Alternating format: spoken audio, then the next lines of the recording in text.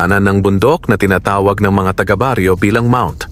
Lumayag, naninirahan ang isang dalagang magsasaka na si Lyra, 18 taong gulang, payat ngunit matatag, may matang kasing linaw ng batis at pusong kasing busilak ng umagang walang ulap. Ulila na siya sa ama't ina. Pumanaw ang mga ito sa isang aksidente sa bukid nang siya'y 12 pa lamang. Simula noon, siya na ang namuhay sa kubong minana sa kanyang mga magulang at sinikap palaguin ang maliit na sakahan na puno ng kamote, saging at ilang halamang gamot. Tahimik ang kanyang buhay, simple at puno ng dasal at sipag. Ngunit isang gabi, habang siya'y nagpapahinga sa balkonahe ng kanyang kubo, narinig niya ang mahihinang yabag mula sa kagubatang malapit sa kanyang bahay. Tumayo siya at kinuha ang kanyang itak, gawa sa matibay na bakal, pamana pa ng kanyang ama. Sumilip siya sa ilalim ng liwanag ng buwan. Biglang lumitaw mula sa masukal na bahagi ng kagubatan ang isang nilalang. Isang lalaki, matangkad, makisig, nakasuot ng maruming telang puti at may sugat sa balikat na tila sugat ng matalim na sandata. Hindi ordinaryong lalaki.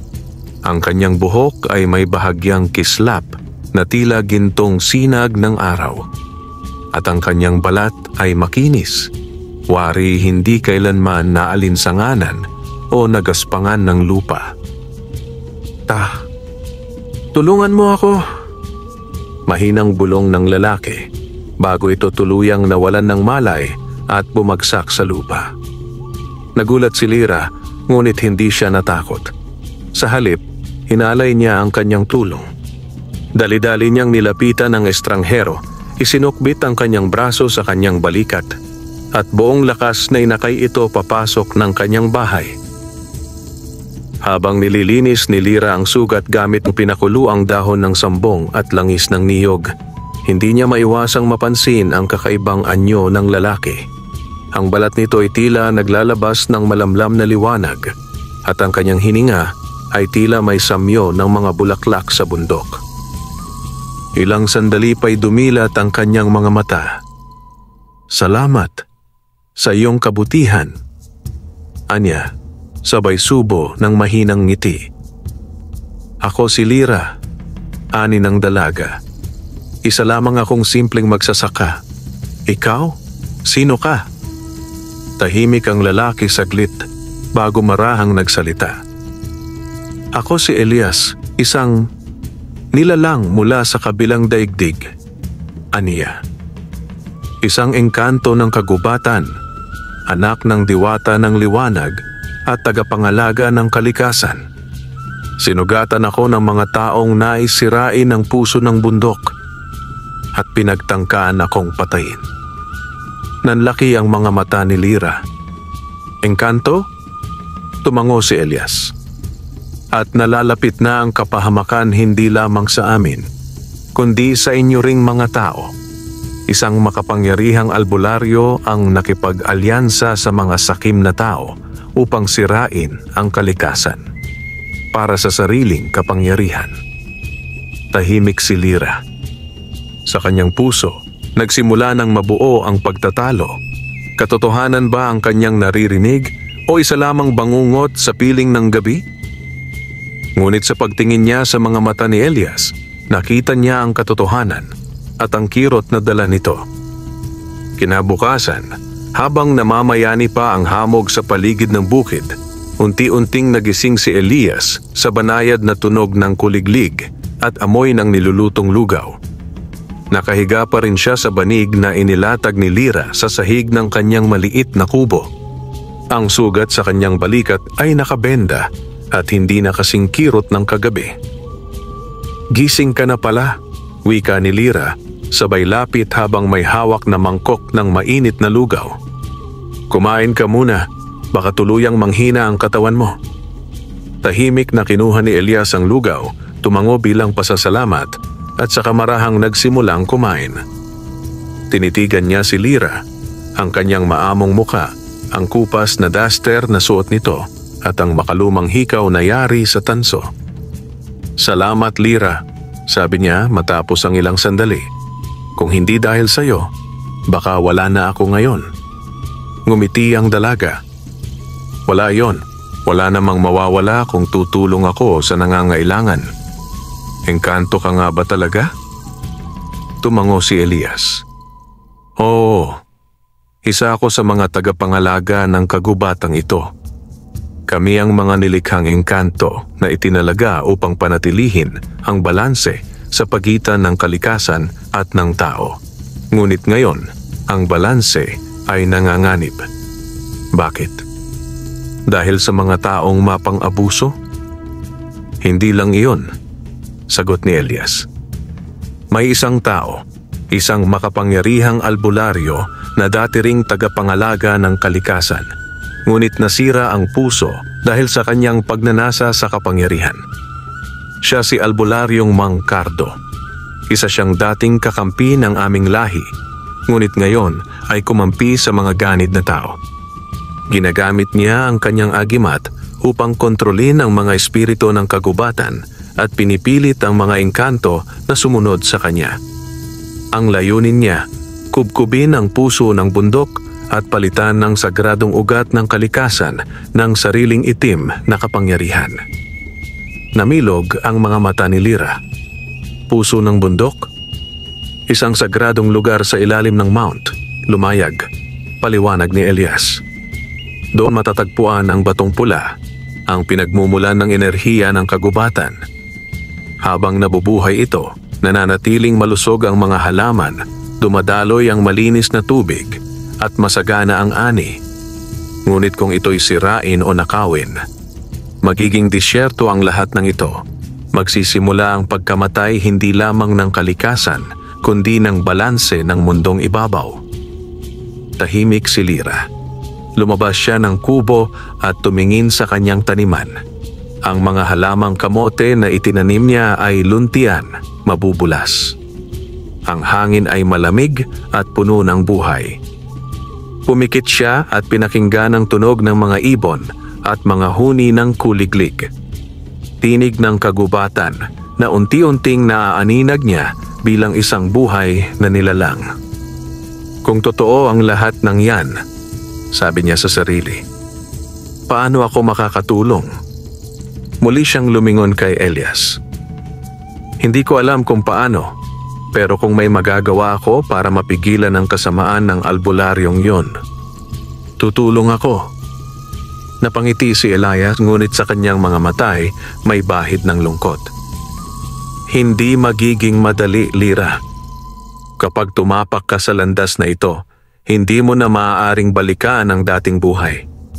Darating ang panahon, kakailanganin mong harapin ang mga nilalang na hindi mo kailanman inakalang totoo. Mga duwende, tikbalang, maligno, at maging mga espiritong nilason na ng kasakiman. Mas nanaisin ko pang harapin ang panganib kaysa makita ang lupa kong ito maging tuyot at patay. Lumapit si Elias at marahang hinawakan ang kamay ni Lira. Sa kanilang pagdikit, tila may dumaloy na init sa kanilang katawan. Hindi lamang mula sa pagkakatama ng balat, kundi isang koneksyong higit pa sa karaniwang pagkakaibigan, isang sagradong bigkis ng kapalaran. May dahilan kung bakit ikaw ang nakakita sa akin, Anya. May dugo kang hindi mo pa alam, dugong may ugnayan sa sinaunang tagapangalaga, isa kang anak ng lupa. Nagulat si Lira. Ako? Tumango si Elias. Sa tamang panahon, magigising ang kapangyarihang iyon. Ngunit sa ngayon, may kailangan tayong puntahan. Isang matandang duwende na maaaring makatulong sa atin. Ngunit mag-ingat tayo. May mga mata ang gubat at hindi lahat ay kakampi natin. Habang dumadaloy ang malamig na hangin mula sa itaas ng bundok, nagsimula nang maglakad sina Lira at Elias patungong hilagang bahagi ng gubat kung saan naninirahan ang isang sinaunang nilalang, isang duwendeng kilala sa ngalan na Amaro, ang tagapangalaga ng lihim na kasaysayan ng kalikasan. Ayon kay Elias, si Amaro ang tanging nakakakilala sa pinagmulan ni Lira at sa papel na dapat niyang gampanan sa nalalapit na digmaan ng mga espiritu laban sa kasakiman. Bakit hindi na lang tayo lumipad o gumamit ng kapangyarihan? Tanong ni Lyra habang dinaraanan nila ang makakapal na damo. Mahigpit na ipinagbabawal ang paggamit ng kapangyarihan malapit sa puso ng kagubatan, sagot ni Elias. Sa ngayon, marami ng mga mata ang nagmamasid, lalo na sa gabi. Habang lumalalim ang kanilang paglalakad, napansin ni Lyra ang pagbabago ng paligid. Ang mga puno ay tila mas matanda. Ang mga ugat nito ay lumalabas sa lupa at humahalik sa mga bato. Ang mga sangay tila umaabot sa langit. Sa paligid ay may mga lumulutang na alikabok ng liwanag na tila maliliit na bituin. Bigla silang napahinto. May narinig silang kaluskos mula sa likuran. Humugot si Lyra ng itak mula sa baywang, habang si Elias ay biglang itinayo ang palad. Nagningning ito ng banayad na bughaw. Ngunit imbes na kalaban, isang kunehong puti ang lumabas mula sa damuhan at tumalon sa isang sanga. Hindi pa ito, ani Elias, bagamat bakas ang tensyon sa kanyang mukha. Ngunit hindi tayo dapat magpakakampante. Nararamdaman ko ang mga anino ni Mang Cardo. Sumusunod sila sa ating yapak. Makalipas ang ilang oras, narating nila ang isang masukal na bahagi ng gubat. Doon, sa gitna ng isang puno ng balete na mas malaki pa sa kanilang bahay, may tila pintuang bato na may ukit ng mga lumang baybayin. Sa sandaling nilapatan nila ito, biglang sumiklab ang liwanag mula sa mga ukit at unti-unting bumukas ang bato. Mula sa loob, lumabas ang isang maliit na nilalang na may balbas na abot dibdib. May suot na gintong sambalilo at may hawak na baston na yari sa itim na kahoy. Tila matanda na, ngunit ang kanyang mga matay puno ng katalinuhan. Elias, wika ng duwende, at ikaw ang batang magsasakang pinanaginipan ko kagabi. Halika kayo, may dapat kayong malaman. Pumasok silang dalawa sa loob ng kuweba at doon, sa ilalim ng liwanag ng lumulutang na kristal sa kisame, ibinunyag ni Amaro ang isang matandang propesiya. Matagal na panahon na ang lumipas, simula ni Amaro. Isang tagapag-ugnayang isisilang mula sa dugo ng tao at lupa. Siya ang magpapanumbalik ng balanse sa pagitan ng mga nilalang ng kalikasan at ng mga tao.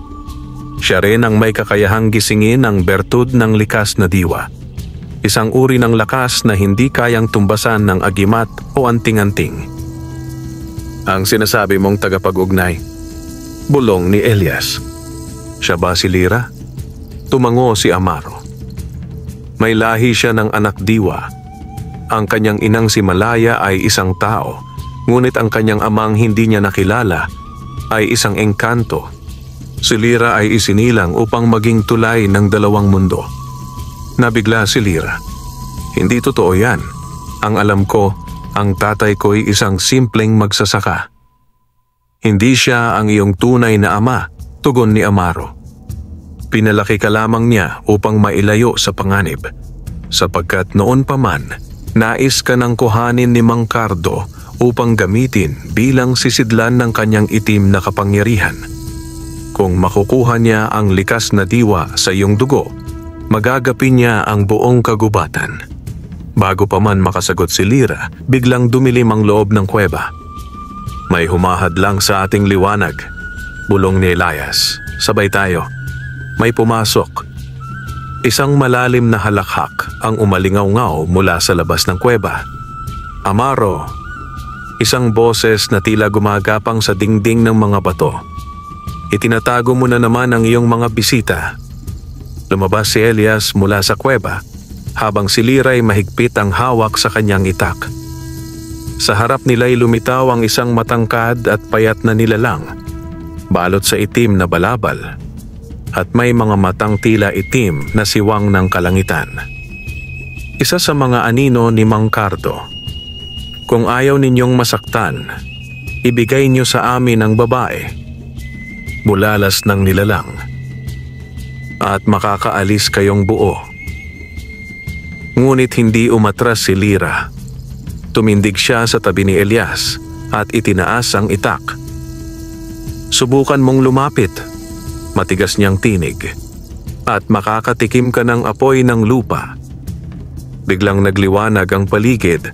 Isang mapuputing alon ng enerhiya ang lumabas mula sa mga paa ni Lyra at tumama sa nilalang. Napaatras ito, tila nasunog ang balat. Imposible! Sigaw ng nilalang. Hindi pa dapat siya gising. Umalis ka habang may pagkakataon pa. Sigaw ni Elias sabay bigkas ng sinaunang panalangin engkanto. Nagliwanag ang mga palad ni Elias at muling tumama sa nilalang ang bughaw na apoy. Sa isang iglap, naglaho ito sa hangin, ngunit nag-iwan ng babala. Hindi pa ito ang huli. Ang ating Panginoon ay darating at ang babae ay magiging kanya. Makalipas ang gabing iyon sa kuweba ni Amaro, payapang natulog si Lyra sa tabi ng lumang apoy na patuloy na nagbabaga. Ngunit sa kanyang panaginip, isang kakaibang tanawin ang sumalubong sa kanya. Tila nasa isang malawak na kagubatang pinapailawan ng gintong liwanag. Sa gitna ng kakahuyan, naroon ang isang matandang babae na may puting buhok, suot ang habing kulay luntian at may bitbit na baston na gawa sa ugat ng punong nara.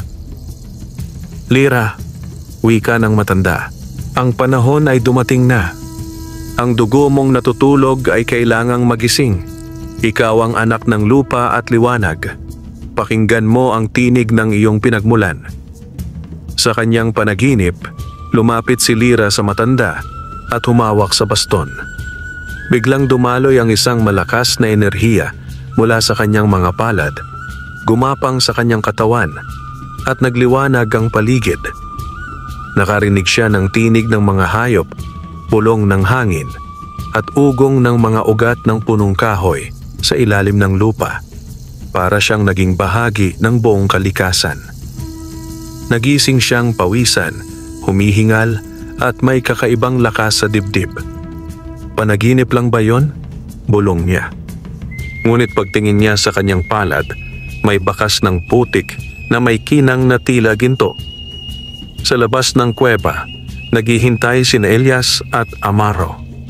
Gising na siya, sambit ni Amaro. Nararamdaman ko ang paggising ng kanyang likas na diwa. Kakaunti na lang at magagawa na niyang makipag-ugnayan sa mismong espiritu ng kagubatan. Lumabas si Lyra at agad silang sinalubong ni Elias. Lyra, may nararamdaman ka ba? Tanong niya. Tumango ang dalaga. Parang naririnig ko ang lupa. Ang mga ugat, may tinig sila at alam ko kung nasaan ang may sakit na bahagi ng kagubatan. Napapanahon na, sagot ni Amaro. Gagabayan kita upang ganap mong mamulat ang iyong kakayahan. Ngunit dapat nating magmadali. Ang mga sapa sa silangan ay nagsisimula ng matuyo. Ibig sabihin, nagsimula na si Mang Cardo.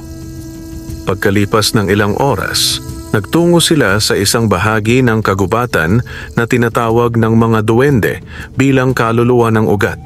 Isang lihim na lugar kung saan nagtatagpo ang lahat ng enerhiya ng kagubatan. Sa gitna nito, may isang matandang puno, malaki, tuyo, at tila unti-unti nang namamatay. Sa paligid nito, may mga halaman na lanta at ang hangin ay mabigat, parang may nagtatagong galit. Hawakan mo ang puno, utos ni Amaro kay Lyra. Lumapit si Lyra at inilapat ang kanyang palad sa magaspang na balat ng puno. Sa isang iglap, dumaloy sa kanya ang mga alaala ng puno. Kung paano ito itinanim ng mga diwata, kung paanong nilason ang kanyang ugat ng itim na mahika, at kung paanong pilit nitong nilalabanan ang pagkasira. May nilagay si Mang Cardo sa ilalim ng lupa, isang itim na anting-anting, bulong ni Lyra. Tinatanggal nito ang lakas ng puno. Kailangan ko itong alisin. Agad nilang hinukay ang paligid gamit ang mga kamay. Makalipas ang ilang minuto, natagpuan nila ang isang itim na bato na may ukit ng sinaunang simbolo. Nang tangkaing hawakan ito ni Elias, umatras siya, parang napaso. Ngunit si Lyra, kahit nangangatal, ay marahang humawak sa bato. Sa sandaling iyon, umaling-awngaw ang tinig ng kalikasan sa kanyang isipan. Ikaw ang ugnay, ang sugat ay iyong gamutin. Hinawakan niya ang bato ng dalawang kamay at mula sa kanyang katawan ay lumabas ang isang liwanag na berdet ginto. Ang itim na bato'y unti-unting nadurog at sa pagkapira-piraso nito, sumabog ang enerhiyang madilim. Ngunit pinigilan ito ni Lyra sa isang iglap gamit ang kanyang liwanag, na balot ng lakas mula sa kalikasan. Pagkatapos ng ritual, unti-unting bumalik ang sigla sa puno. Nagbago ang amoy ng paligid, muling bumangon ng halimuyak ng halaman, at ang lupa ay muling naging mamasa-masa. Tumugtog ang huni ng mga ibon sa taas at ang hangin ay naging magaan. Ngunit habang sila'y nagpapahinga, isang dambuhalang anino ang dumaan sa malayo, isang nilalang na nilikha ni Mang Cardo mula sa usok at galit. Isa itong higanting mangkukulam ng gubat, tagasira ng mga sagradong lugar. Dumaan siya sa hilagang bahagi, sigaw ni Amaro. Patungo siya sa bukal ng kalinisan. Kapag nalason iyon, madidilim ang lahat. Nagkatinginan sina Lyra at Elias. Hindi na tayo maaaring maghintay, wika ni Elias. Lyra, handa ka na ba? Huminga ng malalim ang dalaga. Oo, kailangang lumaban tayo.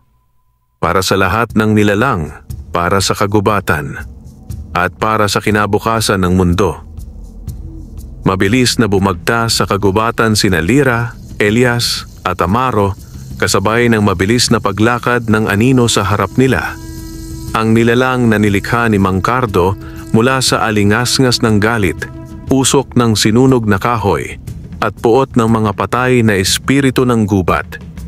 Isa itong higanting mangkukulam ng gubat, may katawan na yari sa uling at tabo at may hiningang nakalalason sa lupa. Sa bawat yapak nito, namamatay ang mga halaman. Sa bawat hinga nito, nalalaso ng hangin. Malapit na ito sa bukal ng kalinisan, isang sagradong lugar na pinagmumulan ng dalisay na tubig ng kagubatan. Ang bukal ay sinasabing direktang konektado sa batong pula. At kapag nalason ito, tuluyan nang masisira ang balanse ng kalikasan. Nararamdaman ko na ang panlalamig ng lupa. Bulong ni Lyra habang tumatakbo. Parang humihikbi ang kagubatan. Tumigil sila sa isang mataas na batuhan at mula roon ay natanaw nila ang nilalang. Nakayuko ito sa ibabaw ng bukal, tila may sinasakripisyong hayop habang unti-unting bumabagsak sa tubig ang itim na likido mula sa bunganga nito. Hindi na natin pwedeng hayaan to, wika ni Elias. Lyra, ito na ang unang pagsubok mo bilang tagapagugnay. Tumango ang dalaga. Nanginginig man ang kanyang mga kamay, tumindig siya sa harapan ng bato at ipinikit ang mga mata. Hinawakan niya ang lupa at bulong-bulong na inusal ang kanyang nararamdamang panawagan. Espiritu ng lupa, tubig, hangin at halaman, ako'y inyong anak, ako'y inyong kabahagi.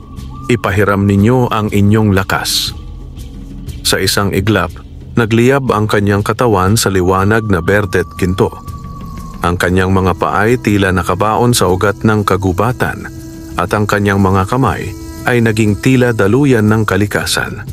Mula sa lupa, sumibol ang mga ugat at baging na mabilis na gumapang patungo sa nilalang. Nagulat ang higante. Tumayo ito at binigwasan ng halimaw ang lupa. Gumawa ito ng lindol at mga bitak sa paligid, dahilan upang magbagsakan ng mga sanga at lumipad ang alikabok. Lyra, ilagan mo! Sigaw ni Elias habang sabay niyang ginamit ang kanyang kapangyarihan upang gumawa ng pananggalang na liwanag. Ngunit hindi umatras si Lyra. Itinaas niya ang kanyang kamay at biglang nagsimula ang pagbuhos ng ulan. Mula sa langit ay dumaloy ang malamig na tubig, kasabay ng tunog ng kulog at kidlat. Unti-unting binasa ng ulan ang katawan ng halimaw. at ang apoy ng galit nito ay nagsimulang humina. Isang baging ang bumalot sa binti ng nilalang, isa pa sa leeg, isa pa sa kanyang dibdib. "Ngayon, Elias," sigaw ni Lyra. Tumalon si Elias at bumigkas ng sinaunang panalangin engkanto. Lakan ng liwanag, liwanagan ang dilim. Mapuspos ng liwanag ang nilalang ng kadiliman. Mula sa kanyang palad ay lumabas ang bolang liwanag na tumama sa ulo ng halimaw.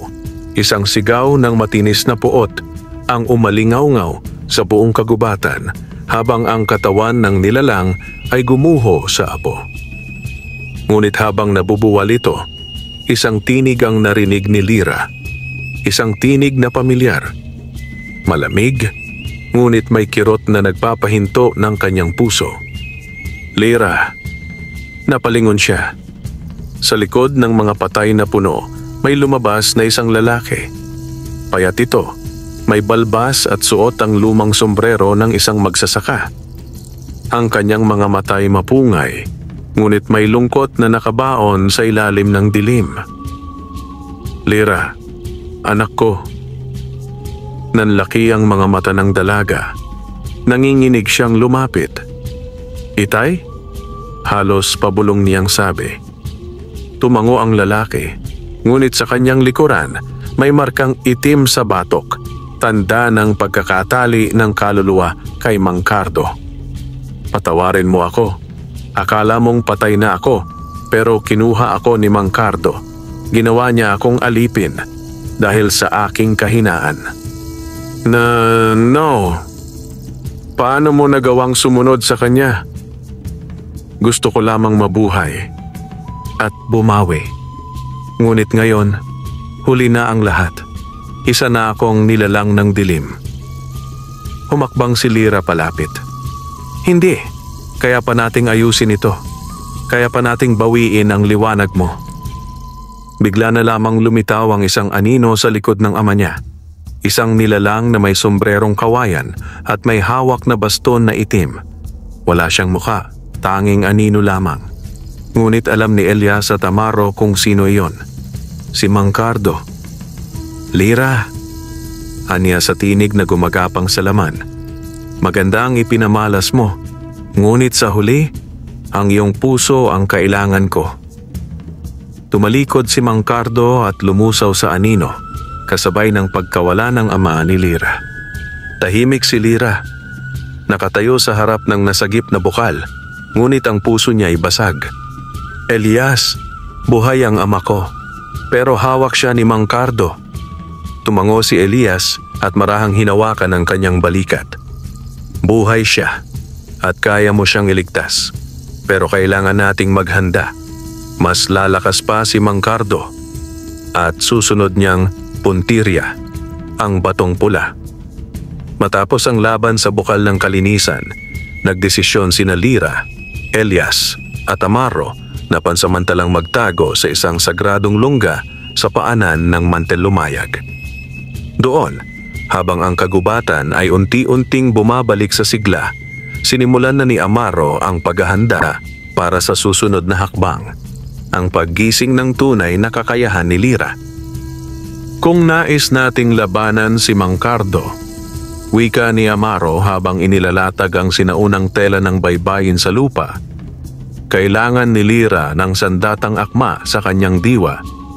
Isang bagay na hindi makukuha sa kahit anong agimat o anting-anting, kundi sa pamamagitan ng pagsubok." Mula sa isang kahon na yari sa kahoy ng punong molave, kinuha ni Amaro ang isang maliit na silindro ng kristal na puti. Nang ibinuka ito, lumutang sa hangin ang isang mapa, hindi ng kagubatan, kundi ng espiritual na daigdig ng kalikasan.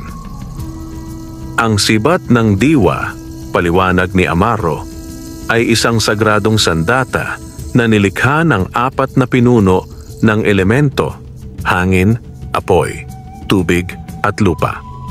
Tanging isang anak ng lupa na may malinis na puso at matatag na diwa ang makakakuha nito.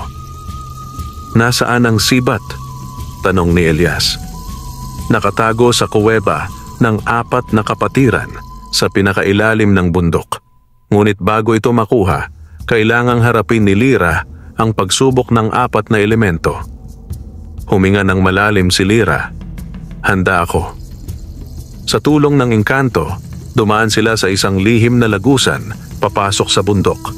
Sa unang silid ng kuweba, isang dambuhalang espasyo ang bumungat sa kanila. Isang haligi ng hangin ang umiikot sa gitna at sa tuktok nito nakasulat sa mga lumulutang na dahon.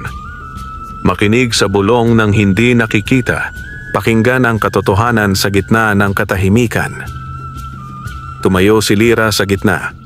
Bigla siyang hinipan ng malakas na hangin, nakakapunit ng tainga, nakakaalis ng balanse. Ngunit imbes na labanan ito, pumikit siya at pinakinggan ang paligid. Sa gitna ng ugong ng hangin, isang bulong ang lumitaw. Huwag kang matakot sa katahimikan. Doon ka makakarinig ng sarili mo. Hinayaan ni Lyra ang sarili sa gitna ng hangin at biglang lumambot ang ihip. Mula sa hangin ay lumitaw ang isang maliit na espiritu ng hangin, isang diwata ng ulap, at iniabot sa kanya ang unang tatak ng elemento, isang pendant na hugis alon ng hangin. Sa susunod na silid, sinalubong sila ng init. Sobrang init na kahit si Elias ay napaurong.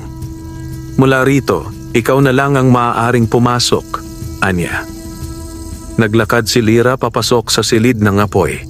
Sa gitna nito, isang bulkan ang tila miniature na aktibong bumubuga ng apoy at usok. Sa paligid nito ay nag-aapoy na mga batong parang galit. Labanan ng sarili, sunugin ang takot. Biglang may lumitaw sa harap ni Lyra, ang kanyang sariling anyo, ngunit may matang puno ng takot, galit at pagdududa. Wala kang kakayahan, wika ng kanyang anino. Isa ka lamang anak ng mahihirap, isa kang magsasakang nangangarap ng imposible. Ngunit hindi siya umatras. Sa halip, nilapitan niya ito, niyakap at bumulong. Ang lakas ko ay hindi sa dugo, nasa puso ko. Sa sandaling iyon, nilamon ng apoy ang aninong bersyon niya at sa gitna ng alab, isang apoy na may hugis sibat ang lumitaw. Mula roon ay kinuha niya ang ikalawang pendant, hugis liab. Pagkapasok niya sa ikatlong silid, nalunod agad si Lyra sa isang mundong punong tubig.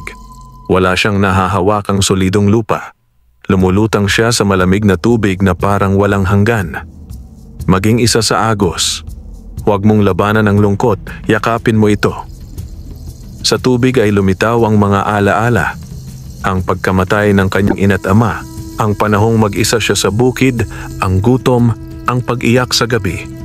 Nalunod siya sa pait, sa mga luhang hindi pa niya lubusang nailabas. Ngunit sa gitna ng dilim ng tubig, nakita niya ang sarili niyang nakaangat, nakangiti habang nag-aalaga ng tanim, nag-aalay ng dasal. Ang sakit ay bahagi ng agos, bulong niya, at ang pagluha ay paglilinis. Sa isang iglap, lumiwanag ang paligid. Sa tabi ng kanyang puso, lumitaw ang ikatlong pendant, hugis patak ng tubig. Sa huling silid, bumagsak ang sahig at nahulog si Lyra sa dilim. Bumagsak siya sa isang malawak na kapatagan na tuyot, bitak-bitak at walang buhay. Nakaluhod siya sa gitna, mag-isa. Kung wala ka ng sandigan, ikaw ba'y tatayo pa rin? Walang boses, walang tulong, walang kaibigan, isang pagsubok ng tiwala sa sarili. Ipinikit niya ang kanyang mga mata at inusal ang panalangin ng mga magsasaka. Bongkalin man ng unos ang lupa, sa sakat magtatanim pa rin. Ang buto ay mananatiling buto hanggat hindi tumubo sa pananampalataya. Mula sa kanyang mga palad ay tumubo ang berdeng damo. Ang tuyot na lupa ay muling nabuhay. Sa gitna ng kanyang kamay, lumitaw ang panghuling pendant, hugis dahon ng puno. Pagbalik niya sa harap ng altar ng kuweba, nagsanib ang 4 na pendant.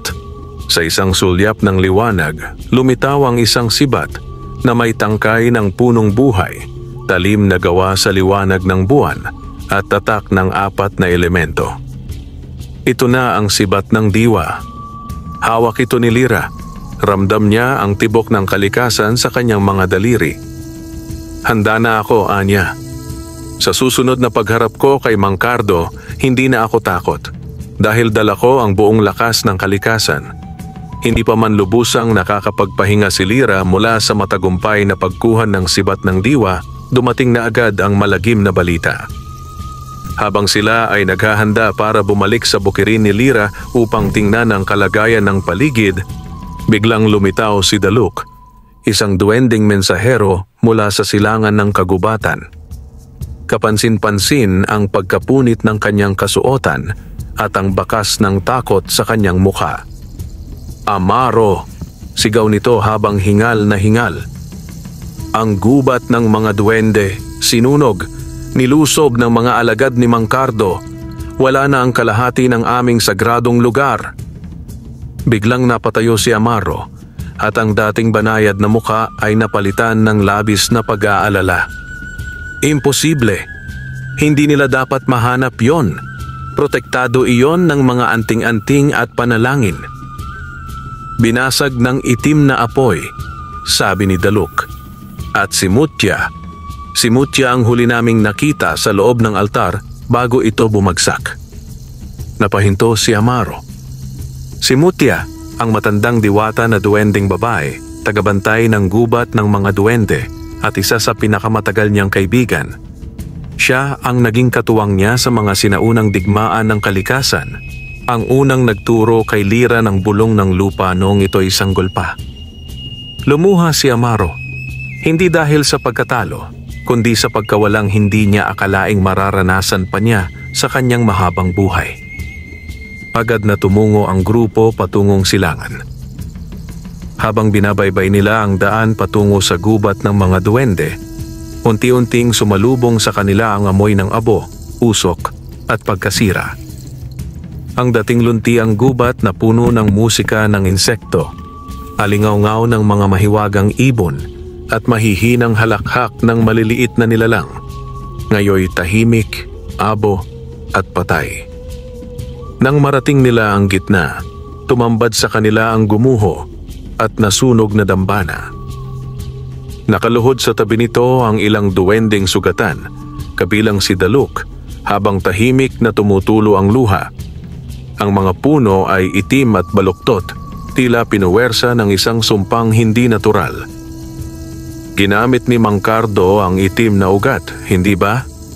Tanong ni Elias. Tumango si Amaro. Oo, ang itim na ugat ay isang sagradong sumpa. Kapag ginising, nakakaya nitong kainin kahit ang pinakabanal na bahagi ng kagubatan. Nilapitan ni Lyra ang isa sa mga duwende, isang bata pa. May hawak itong palamuti ni Mutya. Isang singsing na yari sa balat ng puno't may maliit na perlas sa gitna. Siya po ang nagsakripisyo, sabi ng batang duwende. Hinarangan niya ang lagusan upang hindi kami mahuli. Gamit ang huling panalangin, pinatigil niya ang apoy bago tuluyang mawala. Humikbi ang hangin.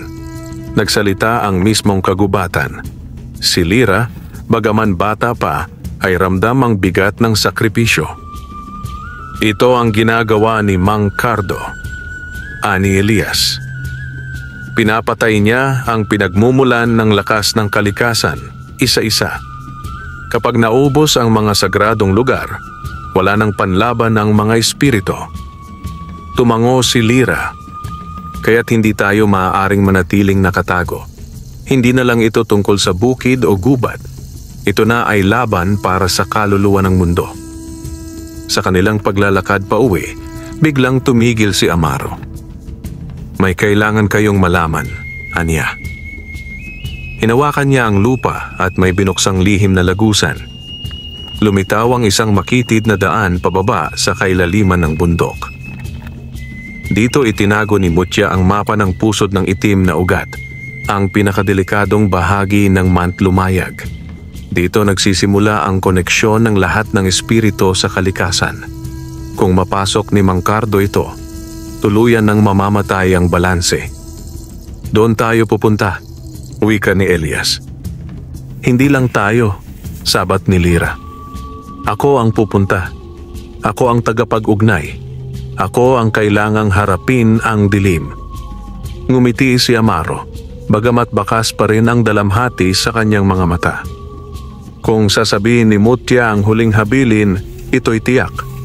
Ang liwanag ay kailangang bumaba sa kailaliman bago ito muling sumikat sa ibabaw.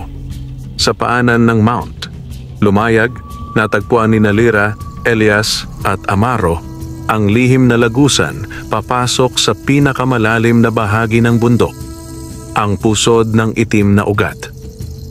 Isa itong lugar na tinatakutan kahit ng matatandang duwende at engkanto.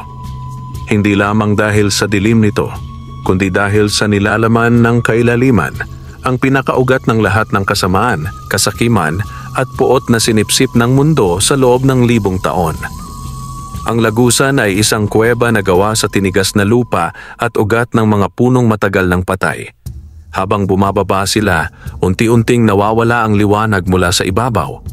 Naging mas malamig ang hangin. Nagsimulang marinig ni Lira ang mga bulong. Tinig na hindi galing sa tao, engkanto o duwende. Tinig ng mga kaluluwang kinain ng dilim. Lira, bulong ni Elias, habang hawak ang sibat ng diwa. Kailangan mong maging matatag.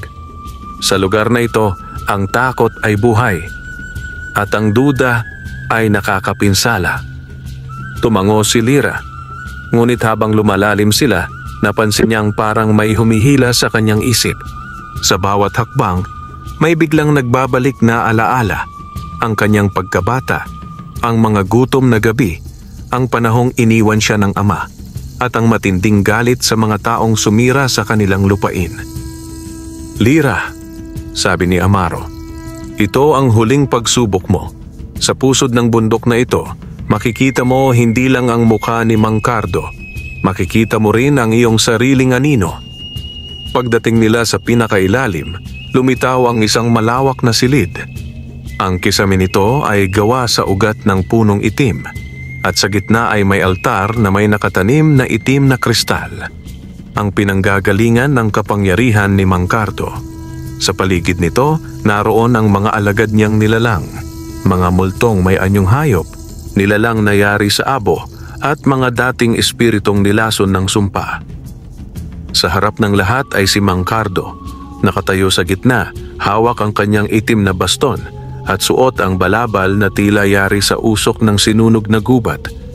Sa kanyang likuran, nakagapos ang ama ni Lira, payat, sugatan, ngunit buhay.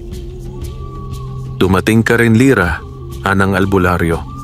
Taglay ang sibat ng diwa, ngunit may puso pa ring puno ng sakit. Handa ka na ba talagang lumaban? O isa ka lamang ulap ng ilusyon, anak ng lupa ngunit alipin ng damdamin? Humakbang si Lira sa gitna ng silid, hawak ang kanyang sibat. Hindi ako alipin ni numan, lalo na ng kasakiman mo. Ang lupa, ang hangin, ang tubig at apoy ay hindi para sa iisa. Ito'y para sa lahat. At ako ang ugnay ng balanse. Bigla't sabay-sabay na umatake ang mga nilalang ni Mang Cardo. Tumakbo si Elias upang harangin ang mga aninong sumasagasa mula sa gilid, habang si Amaro ay lumabas ng panalangin upang kalasagin ang altar. Ngunit si Lira, siya ang hinarap ni Mang Cardo mismo. Kung tunay kang tagapag-ugnay, ani Mang Cardo, ipakita mo, ipagtanggol mo ang sarili mo laban sa sarili mo. Sa isang iglap, nilikha ng albularyo ang isang aninong bersyon ni Lira, isang masama, galit at tusong anyo niya. Pareho silang may sibat, pareho ng muka. Ngunit ang isa, may matang puno ng puot. Naglaban ang dalawa. Sa bawat banggaan ng kanilang sibat, umuugong ang loob ng kuweba. Dumadagundong ang lupa. Ang liwanag at dilim ay naguumpugan. Ngunit habang tumatagal, napapagod si Lira. Hindi sa lakas ng kalaban, kundi sa bigat ng kanyang sariling damdamin. Hanggang sa isang iglap, nahulog siya sa lupa, sugatan, humihingal. Lumapit ang anino niya, itinutok ang sibat. Hindi ka kailanman magiging sapat, wika ng anino. Ang sakit ng nakaraan mo, ang pagkamatay ni Mutya, ang pagkakawala ng iyong ama, lahat ng yan ay pasanin mong hindi kayang iligtas ng kagubatan. Ngunit sa huling saglit, inalala ni Lyra ang lahat ng dahilan kung bakit siya lumaban. Ang mga duwendeng tumulong sa kanya, ang mga hayop na nagsilbing kaibigan, ang simpleng taniman ng kamote, ang hangin sa bukid, ang sinag ng araw sa kanyang balat tuwing umaga. Tumayo siya, muling hinawakan ng sibat. At ang sakit ko, bulong niya, ang dahilan kung bakit ako nagmamahal. Biglang sumiklab ang kanyang katawan sa liwanag. Ang 4 na elemento ay nagsanib. Bumalot ang baging sa kanyang mga paa. Umikot ang tubig sa kanyang katawan. Lumiyab ang sibat sa apoy at lumutang siya sa lakas ng hangin. Tumama ang kanyang sibat sa anino niya. Nagsabog ito ng itim na abo at tuluyang naglaho. Humarap si Lyra kay Mang Cardo. Tama na, wala ka ng lakas. Hindi mo na kayang itaguyod ang kasamaan mo. Ngunit ngumisi pa rin ang albularyo. Bakit? Sa tingin mo ba'y ako lamang ang masama rito? Ako'y nilikha ng kasakiman ng tao. Ako ang galit ng mga ninuno sa ginagawang pagsira ng mga tao sa kagubatan. Hindi mo ako kayang patayin. Hanggat may mga taong lumalapastangan sa kalikasan, ako'y mananatili. Tumango si Lyra. Tama ka, hindi kita kayang patayin. Isinaksak niya ang sibat sa itim na kristal, hindi kay Mang Cardo. Nagliwanag ang buong kuweba. Sumabog ang enerhiya ng kalikasan. Nayanig ang lupa. Ang mga nilalang ni Mang Cardo ay sumigaw at naglaho. Maging si Mang Cardo ay tinangay ng liwanag kasama ang kanyang baston at anino. At sa isang iglap, naglaho rin siya. Ang itim na kristal ay nabiyak at naging alabok. Ang ama ni Lyra ay nakalaya. Sa labas ng bundok, nakita nilang muling nanumbalik ang sigla ng kagubatan.